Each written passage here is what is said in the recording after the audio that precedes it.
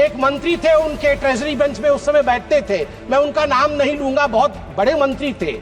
उन्होंने IT exemption के लिए, इनकम टैक्स एग्जेम्पशन के लिए, मैं कृषक हूं और मैं कृषि से भी अर्न करता हूं, 60 करोड़ रुपए का गोभी गमले में उगाया था। गमले में 7 करोड़ रुपए की गोभी उगी थी। सोचिए कैसे 7 करोड़ रुपए की गोभी उग सकती है गमले में, ये मुझे नहीं पता है।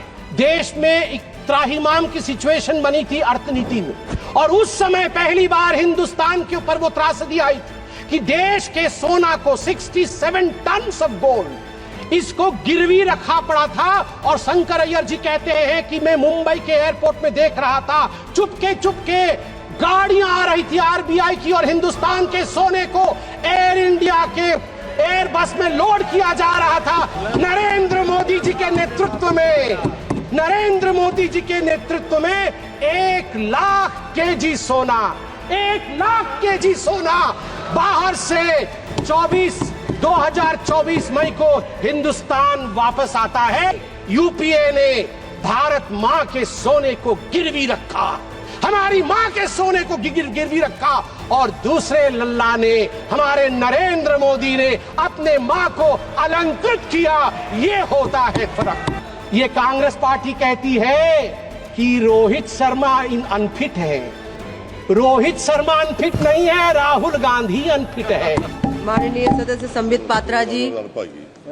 माननीय प्रधानमंत्री श्री नरेंद्र मोदी जी की दूरदर्शी नेतृत्व यह सुनिश्चित करती है कि जो भी हम खर्च कर रहे हैं उसका हर एक रुपया अर्थव्यवस्था को मजबूत करने के लिए, नागरिकों को सशक्त करने के लिए और एक सशक्त भारत के निर्माण के लिए ही खर्च होता है, उसका योगदान होता है। आज जो अतिरिक्त धनराशि मांगी गई है वह सिर्फ कागजों पर कुछ आंकड़ों का लेखा जोखा नहीं है, वो भविष्य के भारत के निर्माण का मानचित्र है। पीएम गति शक्ति हो, पीएम किसान योजना हो, राष्ट्र की सुरक्षा को सशक्त बनाना हो, यह सभी व्यय भारत के प्रगति के लिए अत्यंत आवश्यक है।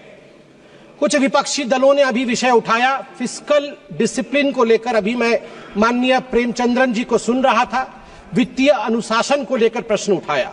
मैं याद दिलाना चाहूंगा, I would like to remind them that there was a period during the rule of the UPA when recklessly they had burdened the economy with unplanned spending, अनियोजित खर्चे and policy paralysis. In contrast, in our government, our term, under Modi ji, every rupee that flies out of the coffer of the exchequer is under the guidance, under the radar of ATC. ATC meaning not air traffic control. ATC meaning A for accountability, T for transparency, and C for clear vision of development. During the UPA regime, सभापति महोदया, 2004 से 2014 के दौरान आपको जान के आश्चर्य होगा, 94,060 करोड़ रुपए की बजट राशि, जो कि लगभग 14 विभाग, सामाजिक विभाग और ग्रामीण विकास मंत्रालयों से संबंधित थी, वह खर्च नहीं हो पाई थी 10 वर्षों में। यह बजट का लगभग 6.4% हिस्सा उस समय खर्च नहीं कर पाई थी यूपीए की सरकार। मैं कृषि क्षेत्र का उदाहरण एक देता हूं। 2013-14 में कृषि का बजट यूपीए के समय में 27,663 करोड़ था। अब वह 5 गुना बढ़ करके 1,37,756 करोड़ हुआ है। फर्टिलाइजर की जो उर्वरक की जो सब्सिडी है वह भी 5 गुना बढ़ा है। अभी हाल फिलहाल में बिहार के भागलपुर से 19वां प्रधानमंत्री किसान सम्मान निधि में लगभग 10 करोड़ किसानों के लिए 22,000 करोड़ रुपए प्रधानमंत्री जी ने रिलीज किया। मैं याद दिलाना चाहूंगा कि एक उस समय की कहानी थी जिस समय कर्ज माफी की बात कांग्रेस पार्टी करती थी। एक मंत्री थे, उनके ट्रेजरी बेंच में उस समय बैठते थे, मैं उनका नाम नहीं लूंगा, बहुत बड़े मंत्री थे। उन्होंने आईटी एग्जेम्पशन के लिए, इनकम टैक्स एग्जेम्पशन के लिए, मैं कृषक हूं और मैं कृषि से भी अर्न करता हूं, 60 करोड़ रुपए का गोभी गमले में उगाया था। गमले में गमले में 7 करोड़ रुपए की गोभी उगी थी। सोचिए कैसे 7 करोड़ रुपए की गोभी उग सकती है गमले में, ये मुझे नहीं पता है। अब मैं 2 छोटे छोटे विषय हैं मगर बहुत मन के अंदर कहीं ना कहीं एक इम्प्रिंट छोड़ेगा। मैं उदाहरण देता हूं।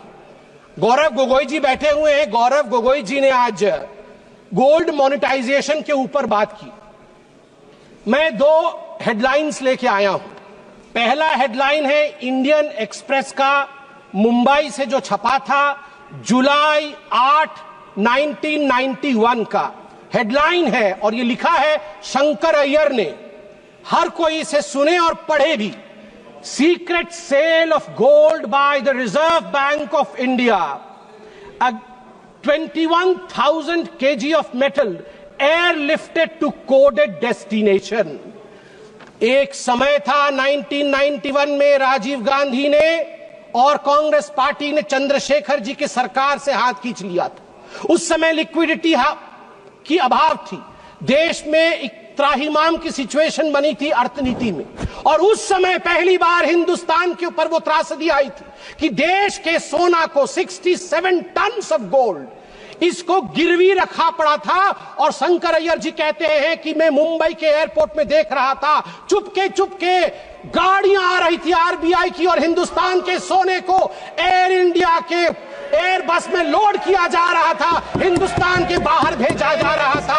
आप सोच के देखिए। और दूसरा हेडलाइन सभापति महोदया में पढ़ना चाहूंगा 31 मई 2024 का। RBI brings back home 100 tons of gold from United Kingdom. Narendra Modi ji के नेतृत्व में, नरेंद्र मोदी जी के नेतृत्व में 1 लाख केजी सोना, 1 लाख केजी सोना बाहर से 2024 मई को हिंदुस्तान वापस आता है। एक ने, यूपीए ने भारत मां के सोने को गिरवी रखा, हमारी मां के सोने को गिरवी रखा। और दूसरे लल्ला ने, हमारे नरेंद्र मोदी ने अपने मां को अलंकृत किया। ये होता है फर्क। मैडम सभापति महोदया, मैं एक छोटा सा उदाहरण देके अपने विषय को समाप्ति की ओर ले जाऊंगा। मैं एक और उदाहरण देता हूं। पूरे इस सप्लीमेंट्री ग्रांट में power grid corporation of India limited PGCIL के लिए अधिक व्यय की मांग की गई है। मिनिस्ट्री ऑफ पावर के अंतर्गत आता है। मैं एक हेडलाइन पढ़ता हूं जुलाई 31, 2012 का। 3 ग्रिड, मुझे याद है अभी निर्मला सीतारमन जी आएंगी। निर्मला सीतारमन जी उस समय प्रवक्ता थी, पार्टी की, बैठी हुई थी एक चैनल के डिबेट में। अचानक अंधकार हो गया, अचानक अंधकार हो गया, डिबेट बीच में बंद हो गया। और 22 राज्यों में, 22 राज्य में अंधकार हो गए थे क्योंकि 30 और 31 जुलाई 2012 को नॉर्दर्न ग्रिड, ईस्टर्न ग्रिड और नॉर्थ ईस्ट ग्रिड, तीनों ग्रिड फेल हो गए। 700 million people were plunged into darkness. 9% of the world population were plunged into darkness. TMC के लोग बैठे नहीं हैं। 200 मजदूर एक माइन के अंदर बंद हो गए। न जाने कितने लोगों ने जो वेंटिलेटर पे थे उनकी जान उनको गंवानी पड़ी थी। और आज दूसरा हेडलाइन में पढ़ता हूं टाइम्स ऑफ इंडिया का, जून 3, 2024। India's come a long way since 2012. Outage, world's largest, even 250 gigawatt isn't a problem for India now. मई 30, 2024 को अचानक भारत की जो पावर की रिक्वायरमेंट थी वो सारी रिकॉर्ड तोड़ देती है। 250 गीगावाट हो जाता है भारत की पावर की आवश्यकता। मगर हमारा ग्रिड टूटता नहीं है, फेल नहीं होता है। World's largest unified power grid, ये हमारे नरेंद्र मोदी जी ने देश को बना करके दिया है। इसलिए मैं इसका समर्थन करता हूं। अंत में, आज मणिपुर के विषय में बहुत कुछ बोला गया है। मैं बहुत दुख के साथ कहना पड़ता है मुझे कि यहां कहीं ना कहीं जहां एक एकता दिखना चाहिए उस एकता की कमी है। मैं कुछ आंकड़े रखना चाहूंगा और अपोजिशन के हमारे सदस्य, उनका अधिकार है कि वो इन आंकड़ों को मांगे और जाने भी, क्योंकि ये देश हम सबका है। इंटरनली डिस्प्लेस्ड पीपल, IDP जिसको कहा जाता है, उनके लिए यहां प्रश्न उठना भी चाहिए, उनके लिए क्या किया गया। In response, the government has implemented a series of measures aimed at providing immediate relief, long-term rehabilitation, and economic stability for the internally displaced persons, IDPs.